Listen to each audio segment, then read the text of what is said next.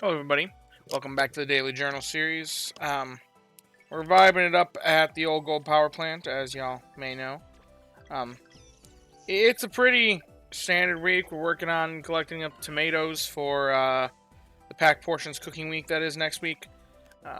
Good to see the Espeon getting a proc. We've already gotten 2 procs. I woke up to a double proc, so that's a little nice. And it looks like we're about to rank up. Grade 5. Now, that doesn't sound that amazing, but when you look at the actual strength number, that is pretty solid. Almost 500,000 Snorlax strength. We probably, well, I don't know. We'll get there eventually before end of day for sure. But anyway, let's take a look at our sleep session review. Last night, it's probably going to be kind of pitiful, probably like 5-6 spawns. I'm not expecting too much. Start of week is always rough at Old Gold Power Plant just because it does have such a high requirement for getting more spawns.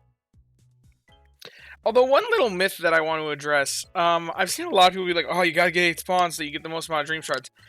Technically, the number of spawns doesn't always necessarily correlate to the amount of Dream Shards gotten. Because, yes, spawns do, but if it's higher Snorlax strength but lower amount of spawns, you'll likely see rarer spawns. So the number of spawns actually doesn't help as much as you'd think for Dream Shards and Research XP. It may make an impact, but from the analyses that I've done in the past, it's not that big of a deal. Anyway, balance type sleep. That's my balance after a week of camping where I got a boatload more dozing and snoozing. So before this would have been hands down dozing, but now things have been shifted quite a bit. Also, I wanted to mention I do have another camping trip coming up in a couple weeks here. For those of you that do not know, it is the 4th of July. Is coming up in a couple weeks, which is American Independence Day, and I live in the U.S., and my family likes to celebrate with a week-long camping trip, so that's our second of 2 major camping trips that my family does, so that'll be the second one. I do a lot of weekend campouts with family, but the first one that I just got done with the fishing trip, and then the 4th of July are the 2 major campouts that my family does, so that'll be another week that I'll do the same thing as what I did for the last trip. But anyway, 5 spawns, no 4-star styles. But see, 2 3-stars and 3 2-stars and 2 3-stars. Should give us actually about the same amount of Dream Shards and Research XP as what we would expect to see on like Green Grass with 8 spawns at this amount of drowsy power. So roughly, it's not exact. Nothing is ever exact, but oh well. The problem is catching things. If you have less spawns, there's less likely there's something good to catch, even if you are getting the same amount of Dream Shards as you would otherwise. Because my goodness, I don't think there's a thing here that I want to catch. Or need to catch in any capacity. Nothing's hungry. I guess I could just catch the Mareep. Because it is a catch. I mean, or the Ghastly. Those are like the two things that I could catch. I don't need either though. I really don't need either. And Eevee is very flexible. I could catch that. It's very flexible, multiple different options it could take. Ghastly is very fixed in what it can do, and I could actually level another Ghastly if I got an herb one, just because my current one is already past level 60, so it's already kind of at where the point where ingredient specialists kind of hit a soft cap for output, so I don't really need to be leveling it that much. So I could be using one of my Ghastly candies on another Gengar, reinvest and pivot. I don't have the seeds for another skill specialist, so we're not going to go with Mareep. I'm going to rule that out now.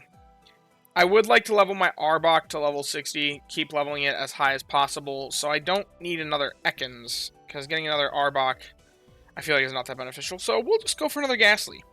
If we catch an Herb Ghastly, then maybe that's a decent option. We'll see. Although I do have a pretty solid ABA Dragonite. I know it's ABA, but eventually, you know, it could be good. It could be useful. Thank you, Neroli. We're making serious strides here. Well, it's useful. The ABA Dragonite is useful and will produce a lot of herbs. And I know there's a huge drop-off from Dragonite to Gengar, so even the ABA might still make it better. As for which candy to send out here... Wow, this all kind of sucks. Like, these two are really common, Gengar and Eevee. Eevee has dual purpose, though. Ekans really sucks. And Mareep is a skill specialist that really doesn't care about its level and only really cares about main skill level. So it doesn't really need candies. None of these are good things to send out, realistically, so... Oh, and Ekans is Ekans. I'm just going to send out the Ghastly, just because I'll send out the Eevee, because most people are using at least one Eeveelution, so...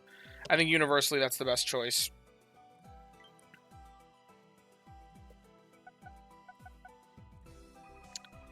Getting a slight amount of that research XP. Okay, what's this? Ghastly? Yeah, Ghastly's what I call it. What's it got? Brave nature. Well, that's a good nature. ABA, which I really don't want, and nothing good for ingredient finding or berry finding S. So, it's trash. I think we actually have a better shiny Gengar with a Monolist. I actually think we had another decent Ghastly with a Monolist, if I'm right. Now I'm interested to see. If I pull it up here... Oh, there's the Swalot comparison that I ran apparently a couple days ago. If I take a look at my herb producers... Yeah, I've got this shiny. That's actually, like, semi-decent. It's got the Monolith and it's got Help Speed M with a skill speed up nature. So, like, it's not amazing at the whole herb thing, but it's not terrible either. Like, it's gonna be okay just because of all the extra speed. And the Monolith does help. I got it to level 60. Let's make that for comparison. 87 herbs. Yeah, that's rough. Versus, I know I had a Ghastly down here that was decent for herbs as well. Not this guy. Oh, I think this is... Yeah, that's another funny one. I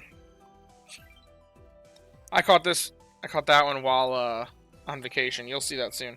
I think it's this one. Yeah, this is the one that I'd probably actually invest if I was to look for an herb Gengar. Because helping bonus goes insane. It's a good skill. Skill level up. And then it's got Ingredient Finder, which I'd actually... Like, I would sub-skill seed that, get Ingredient Finding M, and it's got the same sort of nature. Actually, the exact same nature. We'd sub-skill seed that, and that. And then it's got Speed Up, Skill Down. So this one's going to be... Yeah, there's a huge difference there. Wait a minute. There's still a huge difference there. Significantly better on this guy. This guy is a much better Gengar. If we set this to, like, 2, which is a bit more realistic in my mind. Come on, computer. There you go. Man, it's insane what just a little bit of helping bonus does there. Wow. 13 extra per day. Crazy. Okay. So both really can't achieve any of the herb goals right now. Because right now, I believe the meta call for herbs... Let's see. The meta call for herbs right now is in Corn Keema Curry with 27. If we round that up to 30, that's 90 a day. Which, man, that feels really good. Like, that feels like more than what it should be. And that's with my Cress. I want to make sure it's got the... Yeah, that's with my Cress there. Including Pity Procs. 8.5 hours of sleep.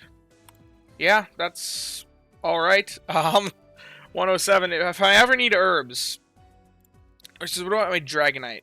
Here's the real comparison, though. Because I do intend to take this Dragonite to 60 eventually.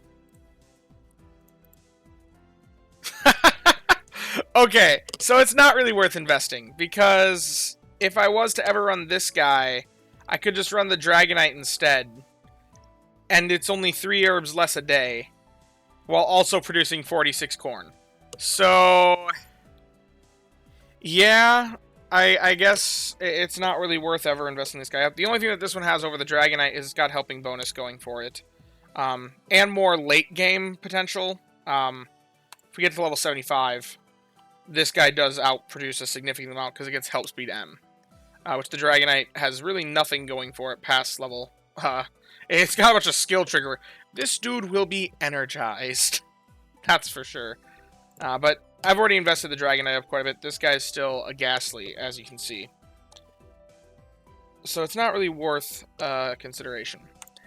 Oh, also, I wanted to mention friends list head count, the lotto pool. I still only have this for the members with priority.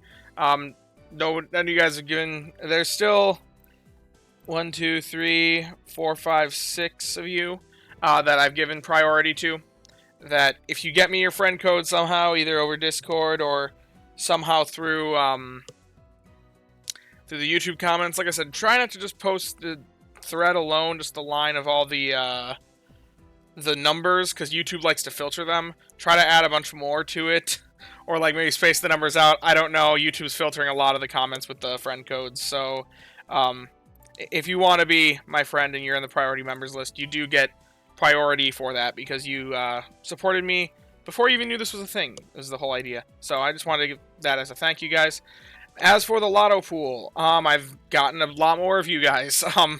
We're up to 85 lines, which the first 2 are the things. So that's 83 of you have submitted for entrance to it. Additionally, this is who I have for the friends to keep. Once again, if you are my friend and you don't want me to get rid of your account because you want to survive the purge, here you go. But I'm just going to scroll through again. Again, make sure that your name is listed here if you want to partake in the lottery. If it is not, then somehow get me that information either through Discord or through the comments. I've been getting a lot of requests, so I'm just slowly scrolling through. And then the right column is to verify. These are the last 4 digits of your friend code. If there's a decimal point, ignore it. That's just so that the zeros actually show up. Okay. I hope you had enough time to see. Just check that your name's there and that the last 4 digits line up with your friend code so that I don't have it incorrect. I have the actual full friend code in the black bar there. That's just for privacy's sake. I don't want to be sharing everybody's friend code with everybody. So that's why that's that way. But yeah, you know what? We'll just transfer this guy now because I know I'm never going to need him. He's not great. I need to go through and transfer a lot of the garbage that I caught while I was on vacation, because I've got a lot of it, let me say. Alrighty. Well, I think that just about does it for this video. If you have enjoyed the video, be sure to leave a like and subscribe. Down in the description, I'll have a link to join the Discord. You can come join us, hang out, talk about all things Pokemon, sleep, and the like. Huge thank you to all my members. It really means a lot that you guys are wanting to support me in that way. If you too want to become a member because you like what I'm doing here, then the join button's down below. There's no paid rewards for members, but it's there just to show your support. And I do thank you for the support again. As always, I thank you all for watching and hope that you all have a wonderful day. Bye-bye now.